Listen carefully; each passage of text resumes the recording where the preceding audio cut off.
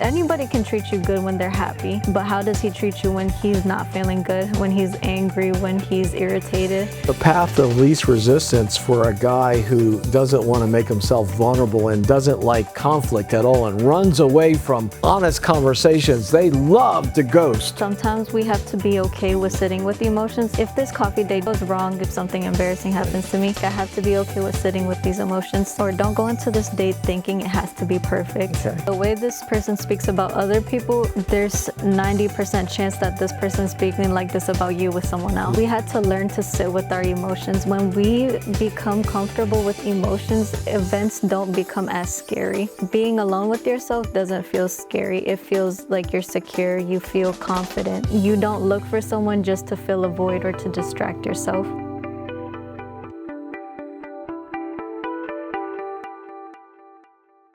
This is a great message to Gen Z and millennials. And we come across from the Viewpoint Method. This is about a generation that might be struggling with relationships and finding a fresh new perspective on how I can, are you ready? Attract really great people into my world. Can you let the audience know who you are?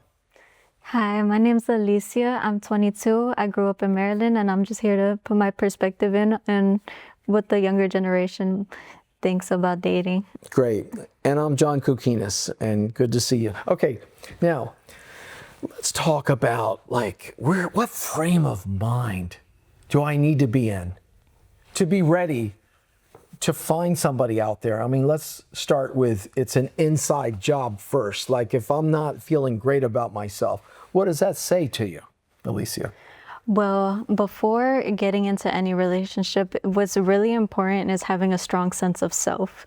And what does a strong sense of self look like? Great. I believe a good start is knowing what your core values are and what you're thinking, okay, what is a core value? How do I look for that? Yes. Core value is one, what drives you, your fundamentals and principles, and your purpose, Yes. your sense of purpose. Yes. Now you might think, okay, how do I look for that? Like, it's cool. How would I start? A good thing for me is probably start asking yourself some questions. Who do I admire? Who do I respect? Who do I not like so much? What are qualities that I don't like so much? So let's say that you are meeting somebody, however you got there, whether it was online or whether somebody had a friend and you're meeting somebody for the first time. Yes. Hypothetically, you're meeting at a coffee shop. Can we give that scenario? Yeah, of course. So you're supposed to meet at 5 o'clock in the afternoon. The other person is getting off work, you're getting off work. So it's late in the afternoon, it's a coffee shop. So what are your expectations? The gentleman, you want them there at the same time as you? If it's 5 o'clock, you want them early? I mean, what are you observing before you even meet this person? I would say at least on time, extra points if he is earlier. Okay. So that would be great. I think when you guys go to introduce each other, it depends on how well you know each other. If I don't know someone that well, I would probably start off with a handshake just to be safe. You don't know how comfortable that person is with physical touch. Great. So are you initiating the handshake?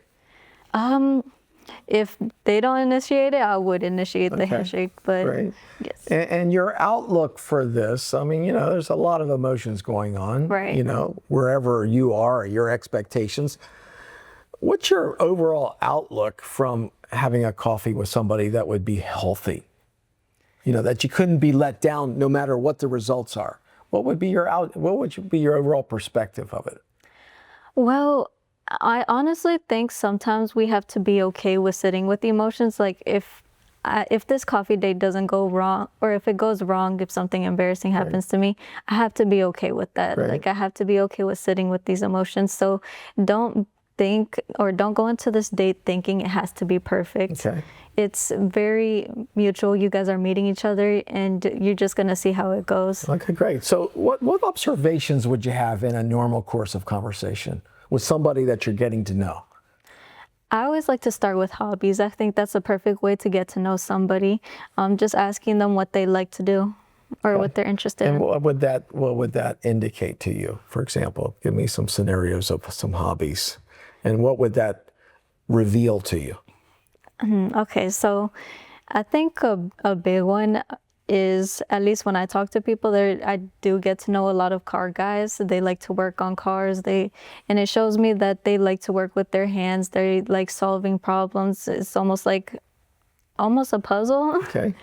I'm not a car person, so that it's a little different for me to understand, but I have more knowledge about cars now that I have spoken with car Yes. people than if I haven't. Let's say that they like the national sports team of their city, whether it's hockey or baseball or football, and they got season tickets, and make the assumption that you don't really enjoy it that much. So what would stir in your head? This person might want you to join their hobby or their outlet or what they enjoy doing. What goes through your head in that scenario? I mean, some people are very spontaneous and they like new experiences. So like some people would enjoy going. If you don't, and that's not your thing, you could always decline respectfully.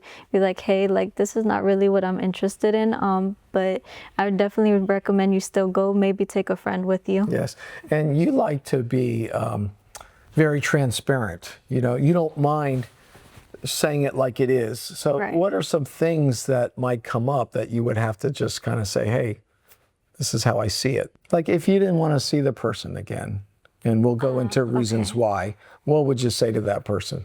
I would just tell the person, it's like, hey, like I appreciate you taking the time to come and meet me, but I don't think we should continue this. I don't see it going further. Yes. And would you feel any reservation of saying that? Like you're going to hurt the other person's feelings, or it's too abrupt, or do you think it's more of the honest thing to do or the right thing to do is the better word? Well, I could hurt the person's feelings by saying that right away, but you can also hurt the person's feelings by not telling them Yes. and just continuing, but not feeling the same way that they feel. Yes. And so what would you notice about somebody at the coffee shop that would concern you? A big thing for me, at least, would be being rude to customer service, just overall bad attitude within the day. If I see that, I think that would be a big red flag for me. Yeah. What would be some positive things that you could notice about in a conversation? Like what conversations or subjects would somebody hit on that you would say, hey, this is really interesting. I'm kind of enjoying that. Is there anything come to mind that you would have a conversation that it would pique your interest? I think the best way to like kind of connect with someone is probably personal experiences. Just talking about yourself and getting to know that person as well, because if they're just talking about themselves the whole entire date, that can be Yes. a little bit. So what if you like show up and this particular gentleman is all about himself? I mean, it's all about me, and I'm talking about me. What is that sharing with you? What are you picking up from that? I mean, I think that's very straightforward. It's all about him. Yes. He doesn't have much space for you. Yes. Okay, and what conversations or interests that he would take in you that would interest you? Like, what questions might he ask you? How about that?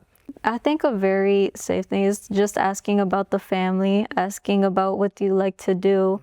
What I like to ask is I like to ask people if money wasn't a problem, if that wasn't a thing, what would be your dream life? What would you be doing? Oh, that's a great question. Yeah, I think it's a perfect way to get to know someone.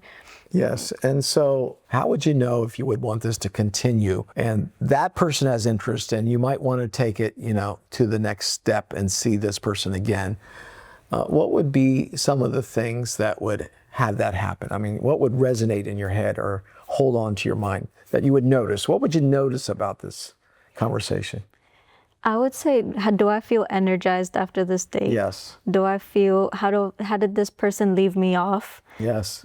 Did I feel good? Did I feel like, I don't know. Do I feel tired? Do I feel drained? I think all of these are indicators of whether I would want to see this person again. That's really great. When you're in somebody's presence, are they making you feel empowered? Do they make you feel important? Do you feel like the spotlight is on you? I mean, you're sensing some of these observations, and you're computing this and saying how does that work? All right, now let's talk about the physical characteristics of somebody. So talk about that a little bit. There's people out there and, they want to make sure that they have an attraction going on. But overall, can you make some comments about that? Yeah, well, I definitely think it's important to be attracted to the person that you're going to see. Personally, I did, with the same list that I made with the traits that I would want in someone, I also had physical traits in there as well. Obviously, they don't have to check all the boxes, but I think it's important to know what you like, Yes. and just be physically attracted to that person. Let's say the guy could be, 5 pounds lighter. He could be a little bit better shape. I mean, where are you on that? Well, I mean, I feel like I'm not one to judge too much. If you should know what you like. For me, I feel like I personally can look past certain things if I like your personality enough. Yeah. Very nice. Okay, and so any other red flags that might come up? Any other red flags? Comments that can come out a little bit insulting, but almost passive aggressive in a type of way. That would be a very big red flag. Things Yeah, that are, can you think of something or an example of a comment like somebody's trying to, hold you back just a little bit or put you in your place subtly or let them know that they, have superiority over a particular topic or, they want to come across as knowing a lot or knowing everything. Are those some things that might trigger you just a little bit or? Yes, I think it's okay to teach someone something, but if it's in a condescending way, that's very much a red flag. Yes. Okay, let's talk about safety. Where would you like to meet somebody? Maybe you've communicated with the person digitally. Where would you like to meet somebody? And is that important to you that you feel safe where you meet? It's very important that if I'm first meeting a man, it has to be in a public area. It cannot be private. Just because I don't know who you are, I don't know how you are, it's always feels safer to just be in a public area. Yes. And what if this person, what boundaries might you have? What boundaries might you have for the second meeting? The post conversation, after you've had this coffee, what might be some boundaries that you might have in your head? Some boundaries that I might have in my head. So I would say, like the guy knocks at your door and you're not expecting the person to knock at your door because he's trying to surprise you. How do you feel about that? This is only the second time you've ever met him. that it's too much too fast. You still need to give the person their space. You guys aren't a thing yet, so I think still getting to know each other. If it's just the second date, that's a bit much. Okay. And what type of communication would you like from somebody? What would be the natural, not to play games or, but what would be a natural form of communication that would make you feel comfortable? That's not too little and not too much. Yes. So I think a healthy part of conversation is still getting back to the person, but it doesn't have to be that second, because we as adults, we can be busy, right? So the person's not going to be able to text you back within a second every day. But as long as they're actively, continually trying to have conversation with you, I think that's very important. Okay, that's good. Okay, very good. Okay, let's pause. Talk to me about dress. You're meeting somebody for the first time. What do you expect as far as how they're dressed, they're groomed? I mean, first impression is very important. You do want to look your best. You want to smell your best. So it also depends on where you're going. Dress for the occasion, I believe. Great. If you're going on a coffee shop, you don't have to wear a suit and tie, but just like a nice maybe crew neck, or if you have a button shirt, it's in the summer. Things like that would be a nice though. Alicia, their tone, the volume of their voice, how they use their voice, What would you say about that? What observations would you make? Somebody could be overly loud, too animated, too full of themselves. They could be really quiet and shy. So speak on that for a moment. Well, the way that you carry yourself, the way you present yourself has a lot to say about you. If I go up to you and I'm speaking with you, you don't know how to keep eye contact with me, that's an indicator that, hey, like, you're probably not the most confident person. You're probably a little bit more shy. If you take up a lot of room, I can tell that you are a very energetic person. You like to be very flamboyant. Are you okay with the guy commanding the room? I mean, some people just have energy, that energy's attracted to them. How do you see that? At least me personally, I am not the biggest fan of someone that takes up a lot in the room. I don't like having too much attention on me. So for me, at least, I like someone a little bit more mellow. Alicia, this guy is with you and he starts talking about his ex. Now, there could go a lot of different conversations, a lot of different directions talking about the ex. Yeah. So what would be something that would be a red flag for you if he was talking about his ex and he said this?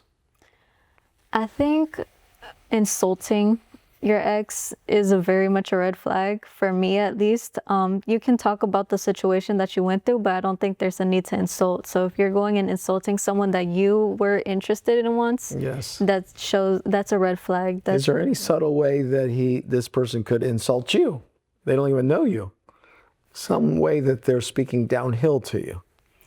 The way I think about it, the way this person speaks about other people, there's 90% chance that this person is speaking like this about you with someone else. Yes. And what about somebody who is giving you all their attention? What does that look like? You know that they physiologically are giving you all their attention.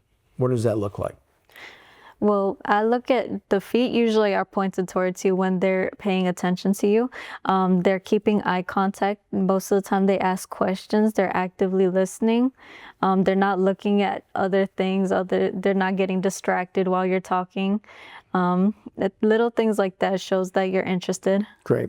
And let's say that this is moving along nicely and you're feeling comfortable and there's a great connection and all that. What might be the next couple steps? Like, how do you open yourself up? Like, you have your own friends that this person might meet. You have your own family that they might meet. You might open up about your profession and about your dreams and your vision.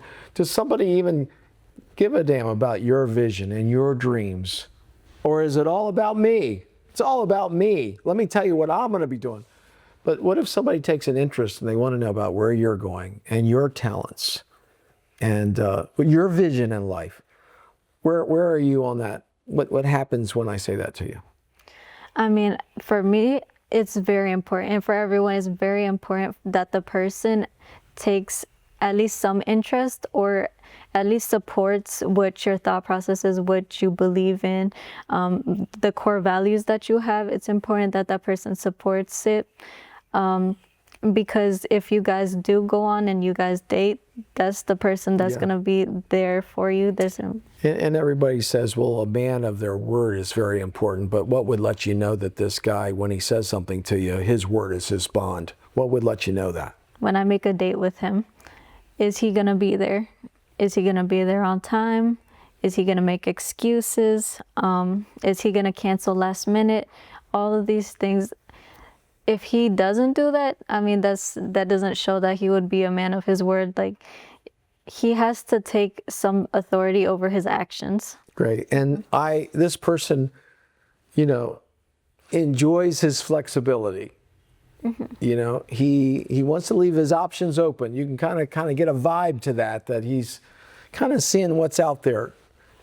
What's stirring in your head when I say that? I think, at least in a man's perspective, from what I've known, they know if they are interested in you from the first few times that they meet you. So if he's still keeping his options open, I don't think he's that interested in taking you seriously. Mm-hmm. Once you are into a relationship a little bit more and it's further down the road and you're saying, okay, you think you want to see this person exclusively, how do those qualities emerge that you're getting closer? What are the signs that you're getting closer to this person over a period of time? The way that you guys communicate to each other changes.